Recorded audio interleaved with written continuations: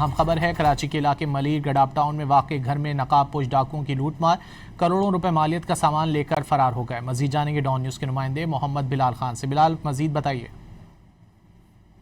دیکھیے، Karachi asset zone میں house rabri کی ایک بڑی واردات ہوئی ہے، جبکہ یہ بتایا گیا ہے کہ گڈاپ ٹاؤن کرفلانی ولاز میں نقاب پوش ڈکیت کروڑوں روپے مالیت کا سامان لے کر فرار ہوئے ہیں۔ واردات کے بعد پولیس چوکوں پر موجود ہے، جبکہ کرائم سین یونٹ کو بھی طلب کیا گیا تھا، جس کے بعد کرائم سین یونٹ بھی موقع پہ پہنچ چکا ہے۔ پولیس حکام کی جانب سے بتایا گیا ہے کہ تحقیقات کا عمل جاری ہے، جبکہ ملزمان دھرم کے گھر سے 200 تولہ سونا، 2 کلو کے قریب چاندی، 28 لاکھ روپے نقدی، پرائز بانڈ اور دیگر سامان لے کر فرار ہوئے ہیں۔ یہ بتایا گیا ہے کہ 4 موٹر سائیکلوں پر 8 ملزمان آئے تھے، ان کی جانب سے گھر پر دھاوا بولا گیا، گھر میں موجود خواتین اور بچوں کو یرغمال بنایا گیا، جس کے بعد ملزمان کی جانب سے تمام جو کمرے تھے، الماریاں تھیں، ان کو توڑا گیا اور توڑنے کے بعد تمام سامان لے کر فرار ہو گئے، جبکہ پولیس کو واقعے کی اطلاع دی گئی۔ پولیس کی جانب سے جو ہے وہ تاخیر کی گئی، تقریباً آدھے سے پونے گھنٹے بعد پولیس